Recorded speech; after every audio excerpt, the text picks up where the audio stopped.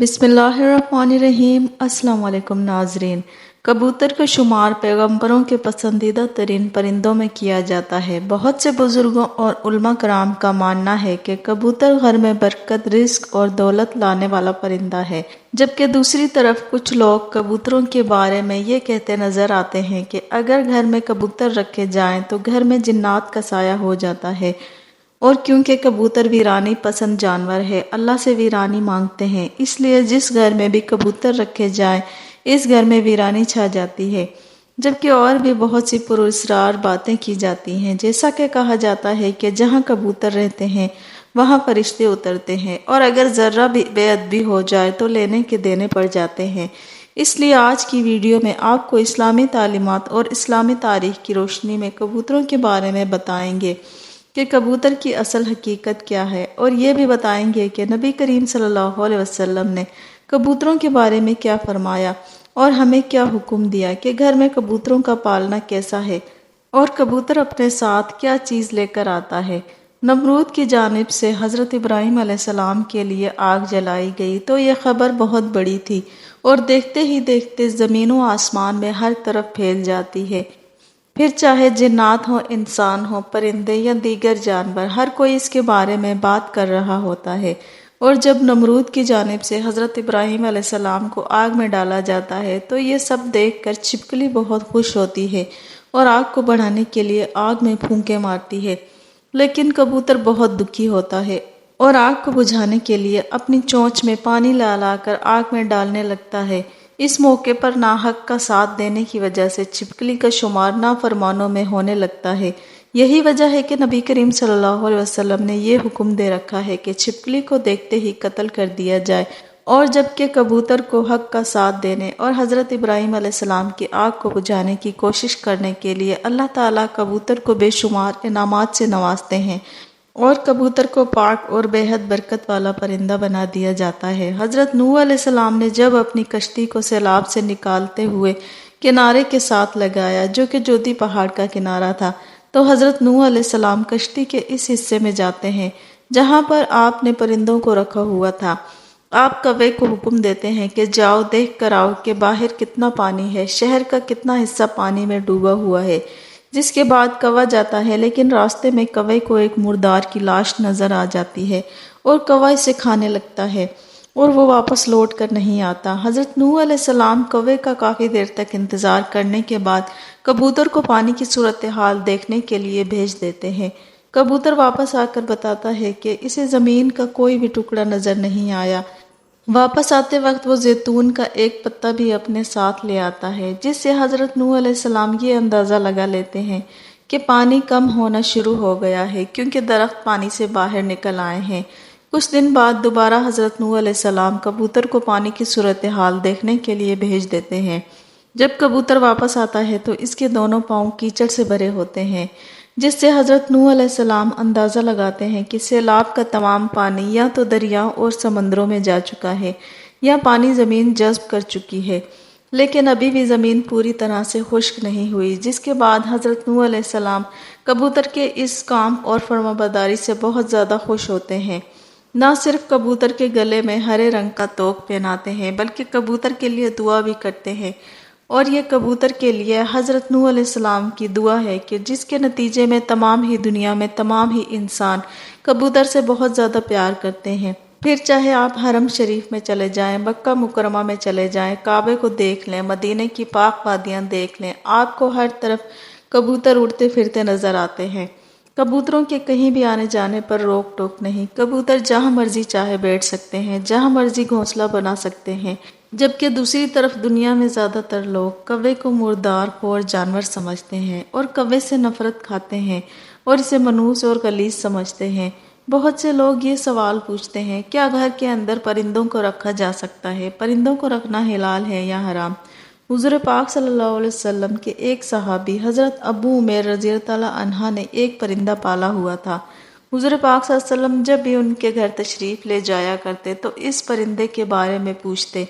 کہ آج اس نے کیا کیا۔ اس سے ہمیں یہ چیز پتہ چل جاتی ہے نہ صرف گھروں میں پرندے پالے جا سکتے ہیں بلکہ گھروں میں پرندے پالنا بہت ہی برکت والا عمل ہے۔ کیونکہ اگر گھر میں پرندے پالنے کے حوالے سے ذرا برابر بھی ممانت ہوتی تو یہ برکت والا عمل نہ ہوتا، تو آپ صلی اللہ علیہ وسلم خود اپنے صحابہ کو اس سے منع فرما دیتے۔ لیکن علماء کرام کا یہاں یہ بھی کہنا ہے کہ آپ اسی وقت گھر میں پرندوں کو پال سکتے ہیں جب آپ ان کے کھانے پینے کا مکمل خیال رکھ سکتے ہوں، سردی گرمی اور دیگر معاملات سے ان کی حفاظت رکھ سکتے ہوں، کیونکہ جب آپ کوئی بھی پرندہ گھر میں پال لیتے ہیں تو وہ مکمل طور پر آپ کی ذمہ داری ہو جاتا ہے۔ اب اگر آپ اس پرندے کا ٹھیک طرح سے خیال رکھتے ہیں تو اس پر آپ کو ثواب ملتا ہے، لیکن اگر آپ کی کسی کوتاہی کے چلتے پھرتے پرندے کو ذرا برابر بھی تکلیف پہنچتی ہے تو اس پر آپ کو بہت زیادہ گناہ بھی ملتا ہے، یہاں تک کہ پرندے کا ٹھیک سے خیال نہ رکھنے کی وجہ سے آپ کی پکڑ تک ہو سکتی ہے۔